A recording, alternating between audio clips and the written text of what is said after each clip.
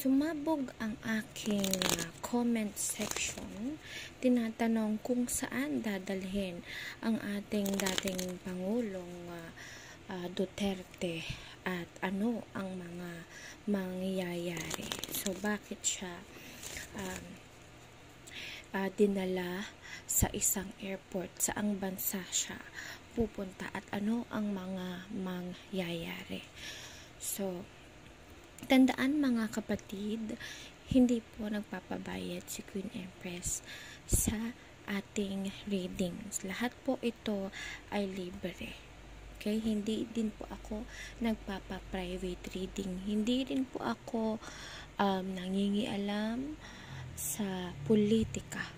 Hindi ako pro Duterte, hindi rin po ako pro Marcos. Bilang pagtugon sa inyong katanungan, dahil yan po ang malaking katanungan ngayon.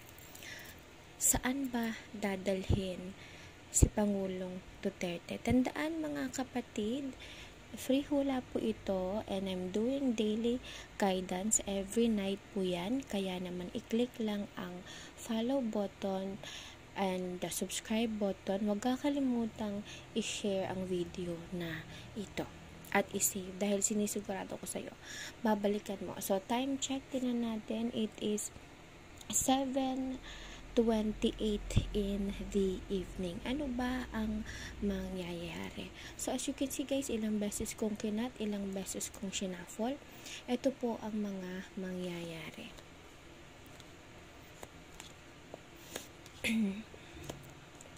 Nako.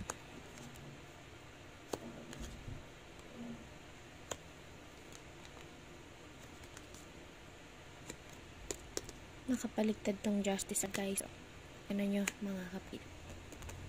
So ito po ang mga mangyayari at ipapaliwanag ko po sa inyo.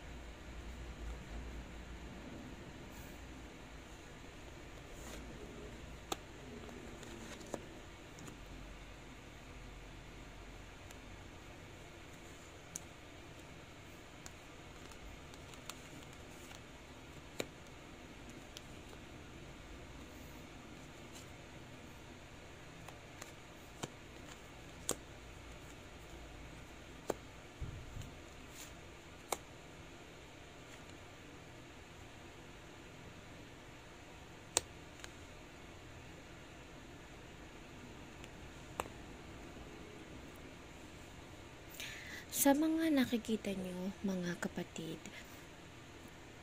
ang Pangulong Duterte ay talagang aalis ng bansa, no?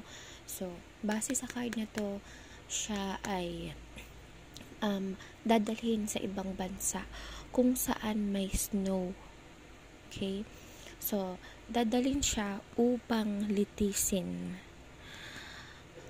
sa bansa na may snow. Medyo malayo ito mga kapatid sa Pilipinas. So, ito ang energy ng ating Pangulong Duterte. Siya ay isang King of Swords. So, base sa tanong na yan, it is a yes po.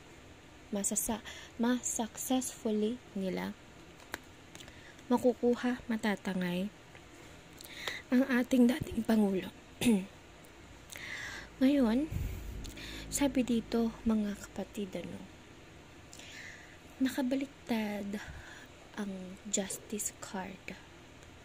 Dahil nakabaliktad ang justice card, this is a false accusation, injustice bias, no? Kasi nangyayari dito ngayon ay nakikita ko na ang ibang bansa ang gustong maglitis sa ating dating Pangulong Duterte at ang gusto nilang mangyari ay pumunta siya doon sa bansa na yon at doon mag-start, no, na siya ay kumbaga litisin. Sabi dito, ayun, no, ang daming mga false accusation, maling grabe. Ayan, talagang siya ililitisin.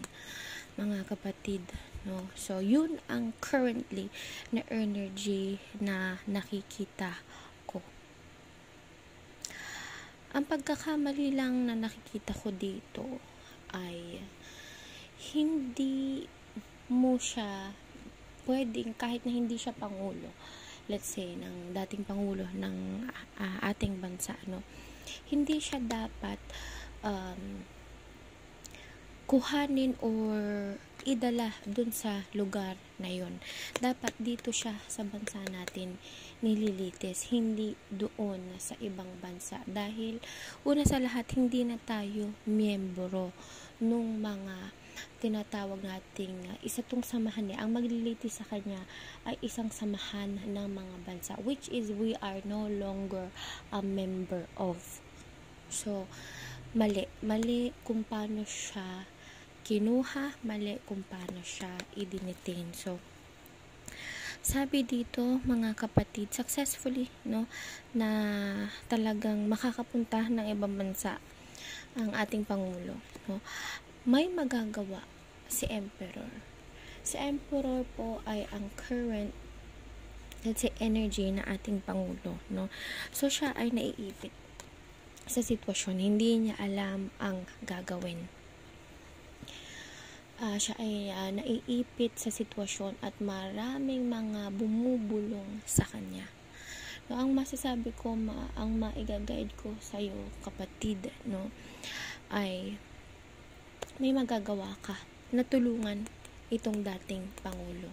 Dahil kung magpapasawalang bahala ka, okay, alam ko may kanya-kanyang political strategy, may kanya-kanyang political agenda kayo, no. Again mga kapatid, wala akong pinapanigan na kahit na ano na partido or anything. Hindi ako pro Duterte, hindi ako pro Marcos. Ang goal ko lang ay makatulong at magbigay ng kaliwanagan sa inyo na kapag hindi mo ito naayos, hindi mo ito let's say napigilan, no, ng ating pangalawang pangulo, ng current na pangulo, no, hindi mo to napigilan kahit na naintindihan naman natin ang sitwasyon nyo ngayon, no. Isang tabi mo muna yung mga ganyan, maging straight forward tayo, maging plain and simple, no, na alam ko na nahihirapan ka sa sitwasyon mo ngayon. Ngunit kailangan mo itong tulungan dahil kung hindi, ito ang mayayari. Magagalit sa'yo ang taong bayan dahil may magagawa ka.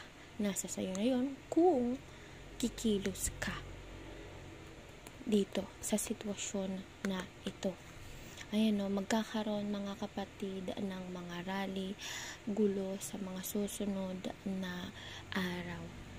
Dahil sa nangyaring ito na talaga namang nakakalungkot isipin na nangyayari ngayon sa Pilipinas in this modern age, in this modern era.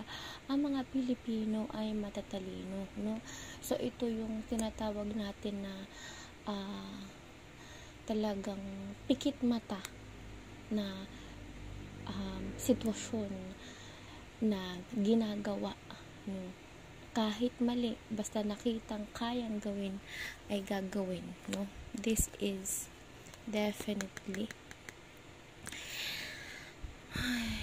nakikita ko guys, ang daming mga mangyayari pa sa mga susunod na araw. So sinasagot ko ang tanong na yan, ano? Yes po, siya ay dadalhin at successfully na makakapunta sa lugar na may snow at dun siya lilitisin. Ayan, dun siya lilitisin. At mayamang bansa itong pupuntahan niya, malayo sa Pilipinas. So, sa ating current na pangulo, no, this is just guidance. Everything is about energy. Kaya nga po from the word itself, hula, kasi kaya mong baguhin ang iyong kapalaran kapag inaksyonan mo ito, pag kinontra mo. Dahil kung ikaw ay magwawalang kibo at hahayaan na mangyari itong sitwasyon na ito, ayan ang mangyayari. Mauulit ang nangyari nung nakaraang panahon. So, ang magagawa lang natin ngayon, mga kapatid, ay magdasal. Let's pray. Ipagdasal natin ang Pilipinas na maayos ito, and comment, God save the Philippines. God save Filipinos. Kasi mga kapatid, yun na lang ang makakapitan natin ngayon, ang pagdarasal sa ating Panginoong lumikha, sa ating Panginoong may kapal. So, kung matagal ka na dito sa ating channel, kung matagal na kitang taga-subaybay, bumalik ka ng 2024. Napanood mo ba yung 2024 premonition and prediction ko ng 2025? So, way back 2024 ko pa yon, kapatid, ipinost, at makikita nyo, kayo na ang humusga. Nasabi ko na ito, nabinggit ko na ito nung nakaraang taon pa na mangyayari. At ito nga po, unti-unti na siyang nangyayari. At salamat mga kapatid, sana nasagot ko ang inyong tanong, and make sure to follow, click the subscribe button for part 2. Huwag kakalimutang i-share at i-save ang video na ito, dahil sinisigurado ko sa iyo na babalikan mo ang video na ito. Maraming salamat mga kapatid, and stay blessed. Comment and claim God save the Philippines.